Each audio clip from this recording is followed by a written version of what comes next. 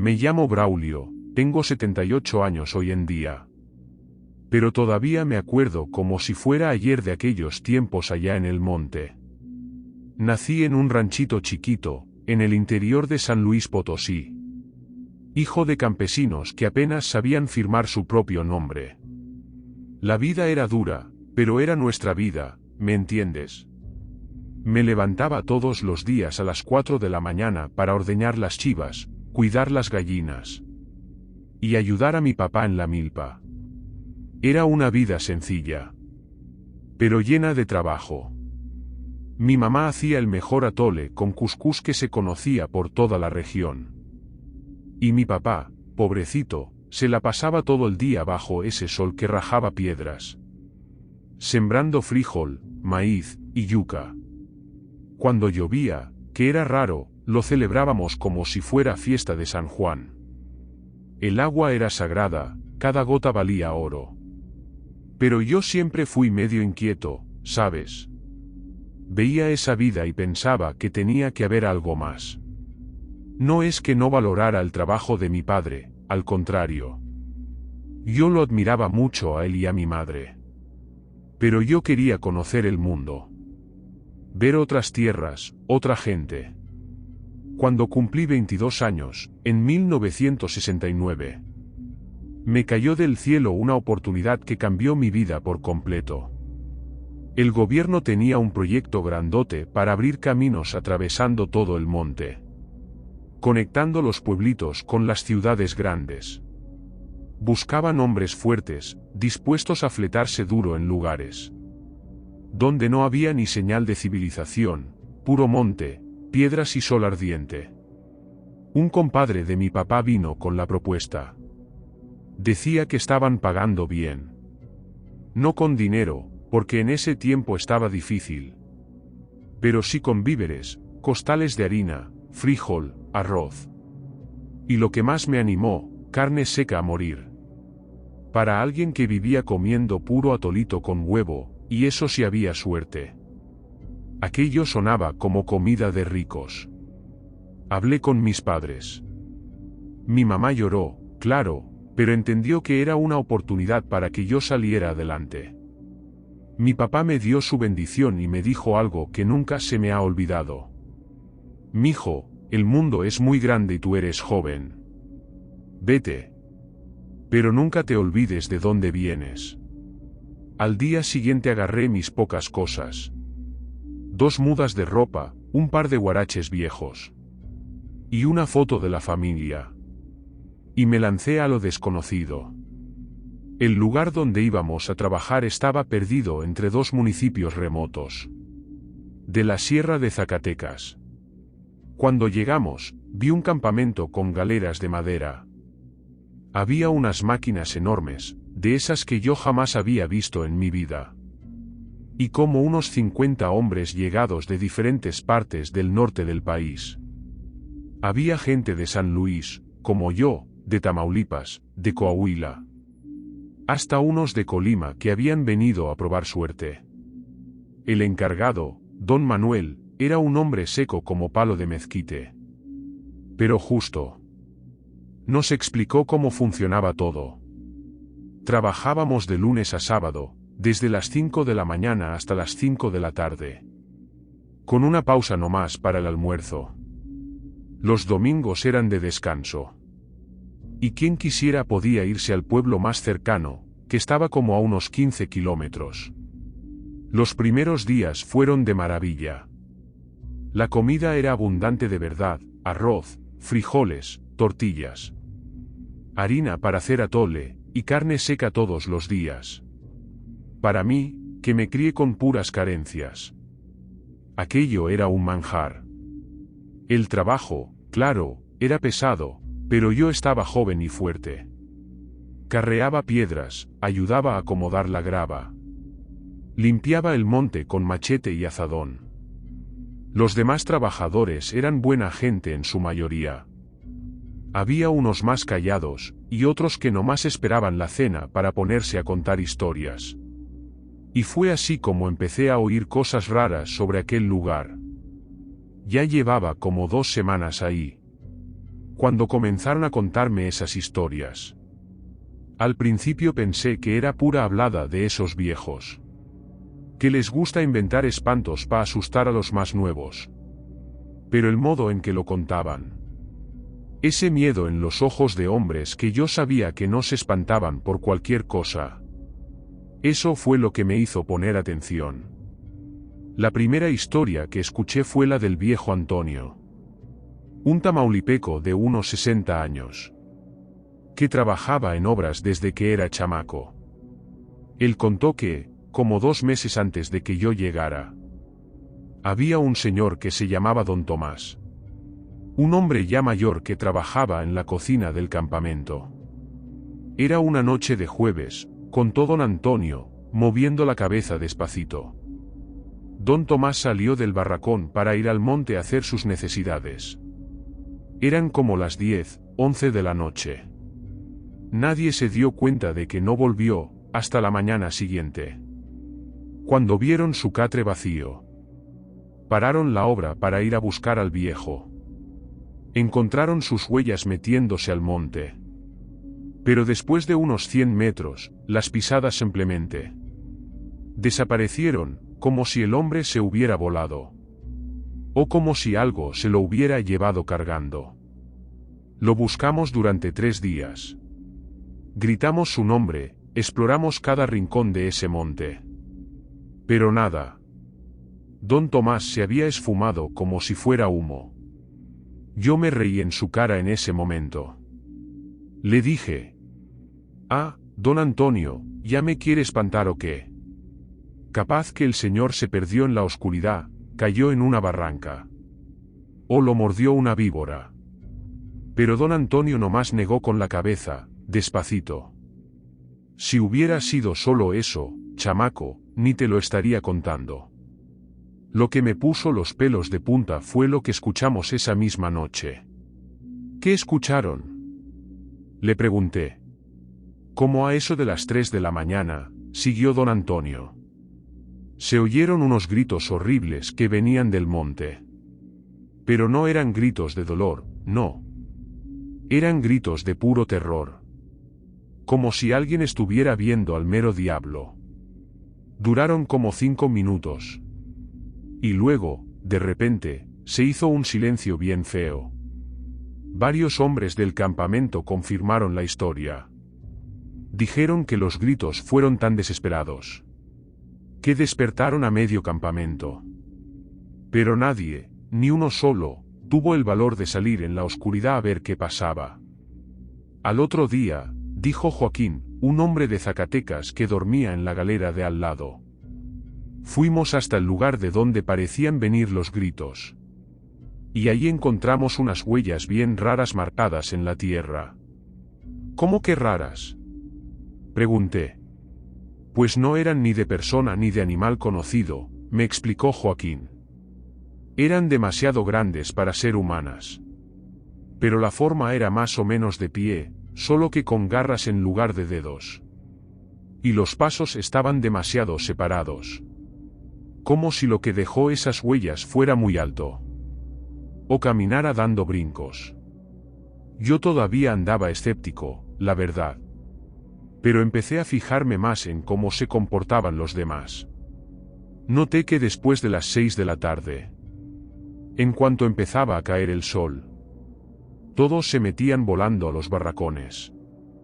Nadie se quedaba afuera platicando, como es costumbre en los campamentos.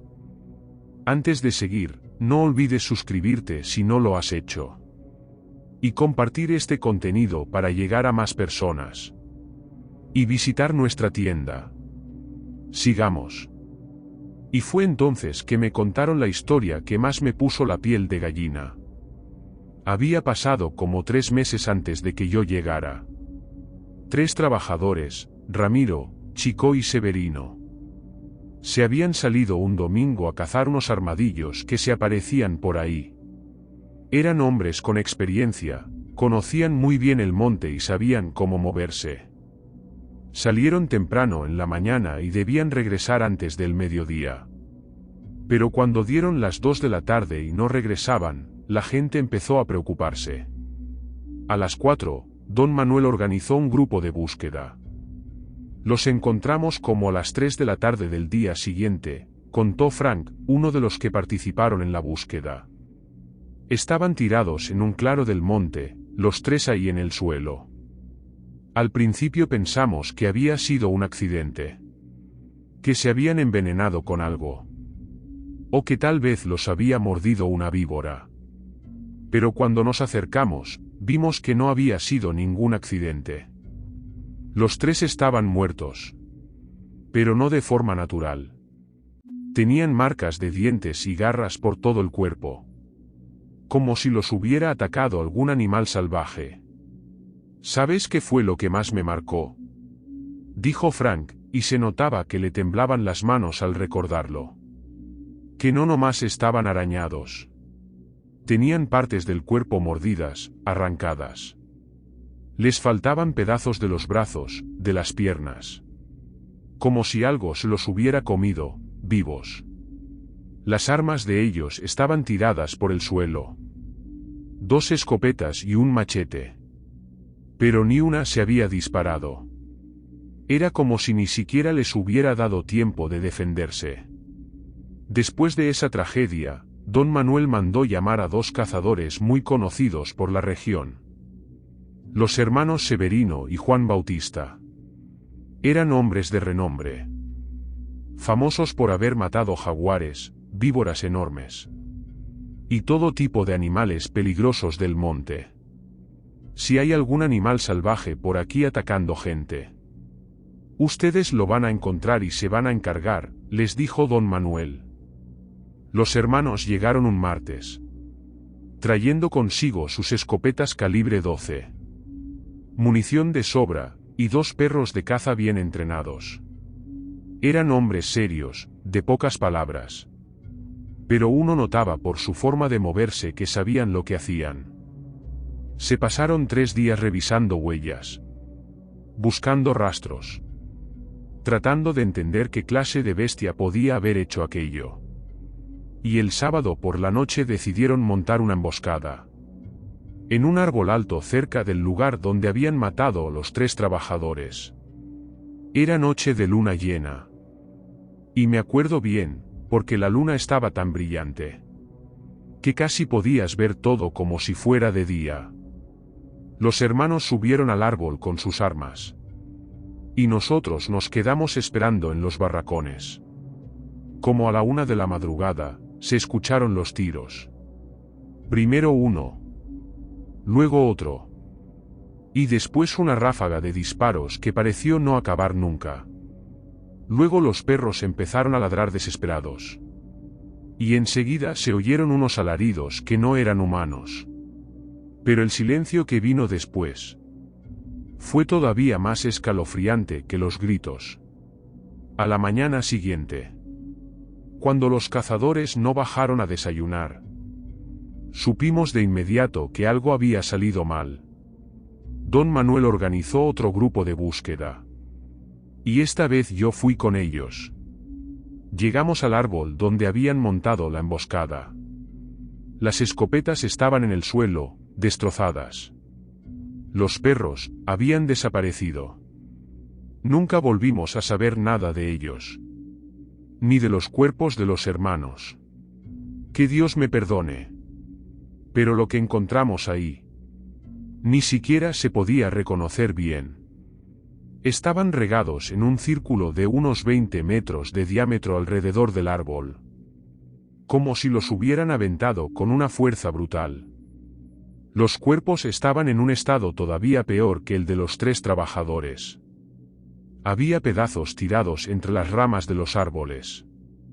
Era como si alguna cosa con una fuerza descomunal los hubiera hecho trizas y lanzado los restos para arriba.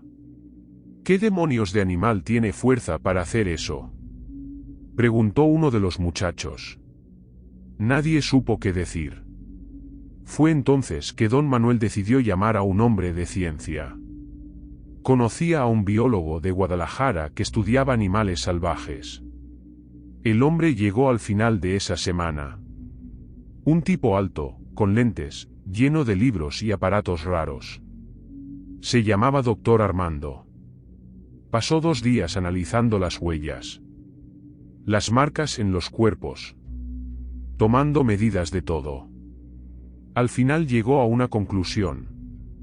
Lo único que puede ser, dijo, es un jaguar que desarrolló gusto por carne humana. Es raro, pero pasa. Cuando un jaguar mata a una persona y prueba la carne, a veces le agarra preferencia por ese tipo de presa. Y se vuelve más peligroso que un jaguar normal. Porque pierde ese miedo instintivo que le tiene al ser humano. Tenía sentido. Al menos más sentido que todas esas historias de espantos que algunos ya estaban empezando a inventar. El doctor Armando dijo que esa bestia debía ser muy grande y muy lista para haber matado a cazadores experimentados. Van a tener que tener mucho cuidado, nos advirtió antes de irse. Un jaguar come hombres es impredecible. Puede atacar en cualquier momento y en cualquier lugar. Fue entonces que don Manuel ordenó el toque de queda oficial. Reunió a todos los trabajadores y puso las nuevas reglas. A partir de las 6 de la tarde, nadie podía salir de los barracones solo. Quien necesitara ir al baño, o hacer algo afuera, tenía que ir acompañado. Y después de las 9 de la noche, nadie salía por ningún motivo. El que no respete estas reglas, se va ese mismo día. No pienso perder a otro hombre por necio, nos dijo. La mayoría obedeció. Pero siempre hay quienes se creen más listos que los demás, ¿no? Unos 3 o 4 siguieron saliendo solos, diciendo que no le tenían miedo a ningún jaguar. 2 de ellos desaparecieron la semana siguiente. El primero fue Zacarías, un regio bien fanfarrón que se la pasaba diciendo que ya había matado jaguares a puño limpio. Salió un jueves por la noche, diciendo que le iba a enseñar a esa fiera quién manda aquí. Al día siguiente encontraron su cuerpo.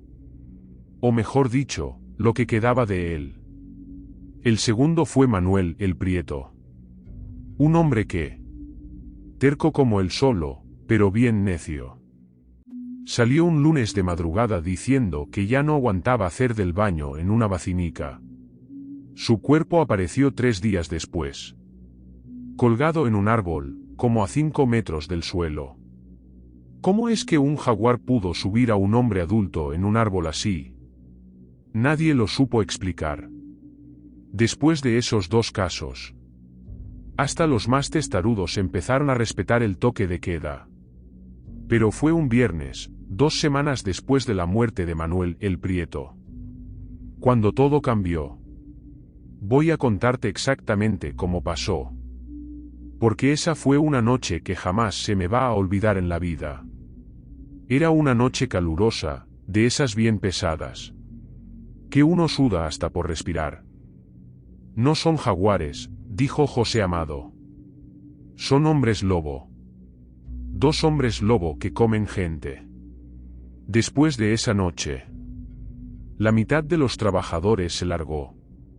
Agarraron sus cosas y se fueron, diciendo que ningún dinero valía eso. Yo mismo pensé en irme, pero algo me retuvo. Tal vez el orgullo. Tal vez la rabia por todas las vidas que esas bestias habían arrancado.